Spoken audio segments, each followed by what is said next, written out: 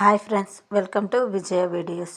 ఈరోజు ఎంతో సాఫ్ట్గా మెత్తని దోశలు, అలాగే క్రిస్పీ దోశలు ఒకే పిండితోటి ఎలా చేయాలో మీకు చూపిస్తుండండి. ఆ పిండి ఎలా చేయాలంటే దానికోసం ఒక బౌల్ తీసుకొని అందులో నేను రేషన్ బియ్యం తీసుకుంటున్నాను అండి.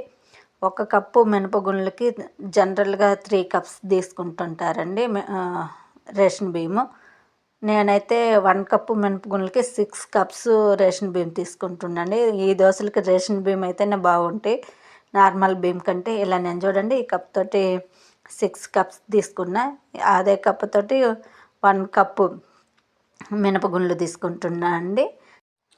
అలాగే ఒక గుప్పెడు సగ్గుబియ్యం తీసుకుంటున్నాండి. సగ్గుబియ్యం వేయడం వల్ల దోశలు బాగా మెత్తగా వస్తాయండి. అలాగే 2 స్పూన్స్ పచ్చిశనగపప్పు తీసుకుంటున్నా.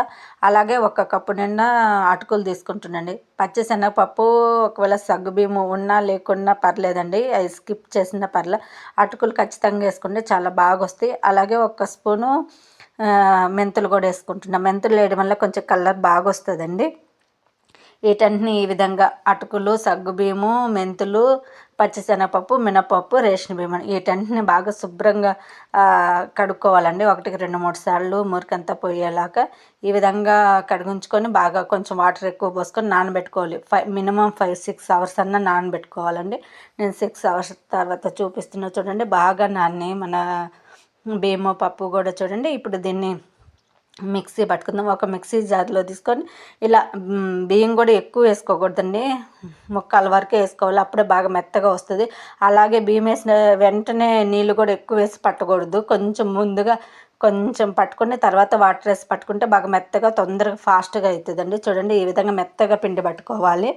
ఈ విధంగా మన మిగిలిన బియ్యం అంతా ఈ విధంగా పిండి పట్టుకొని ఒక బౌల్లో వేసుకోవాలి. బౌల్లో కూడా ఫుల్ లేకుండా నేను ముక్కల వరకే వేసుకుంటున్నాండి. మళ్ళీ మార్నింగ్ కల్లా ఇది బాగా ఉబ్బి పొంగిపోతుంది కాబట్టి నిండా వేసుకోకూడదండి. ఇలానండి మార్నింగ్ చూద్దామండి. చూడండి మన పిండి ఎంత బాగా పొంగిందో పిండిని చూస్తుంటేనే తెలిసిపోతుందండి. ఇది బాగా పొంగింది, బాగా అనిపిస్తుంది. సీజన్తో పని లేదండి, సమ్మర్ అయినా వింటర్ అయినా ఎప్పుడైనా ఈ విధంగా బియ్యం వేసి పట్టుకుంటే చాలా బాగుంటుంది. ప్లీజ్ మీకు కానీ నచ్చితే లైక్ చేయండి.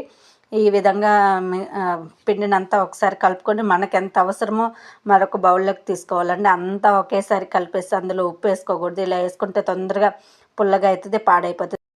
వచ్చిన వరకు పక్కన తీసుకొని దీన్ని అంతా ఈ విధంగా తీసి పెట్టుకుని ఫ్రిడ్జ్లో పెట్టుకుంటే 3-4 రోజులైనా పుల్లగా కాకుండా పిండి బాగుంటుందండి. మనకు వీటితోటి దోశలు, ఉత్తప్పం ఏమైనా వేసుకోవచ్చండి. అలాగే దీంతో మెత్తన దోశలు చేసుకోవచ్చు, ప్లస్ క్రిస్పీగా చేసుకోవచ్చు. అది ఎలా చేయాలో వీడియో డిస్క్రిప్షన్లో లింక్ పెడతాండి, మీకు ఇంట్రెస్ట్ ఉంటే చూడండి. అలాగే నా వీడియోస్ నచ్చితే లైక్ చేయండి, షేర్ చేయండి, సబ్స్క్రైబర్ చేసుకోండి. Thank you watching for this video. ఎలా ఉందో కూడా కామెంట్ సెక్షన్లో కామెంట్స్ పెట్టండి. ఇలా చూడండి నేను ఒకే పిండితో సాఫ్ట్ దోశలు ప్లస్ క్రిస్పీ దోశలు 2 వేసాను. డీటెయిల్గా ఇది ఎలా వేయాలో లింక్ మటుకు డిస్క్రిప్షన్లో ఇస్తా, మీకు ఇంట్రెస్ట్ ఉంటే చూడండి. Thank you watching for this video.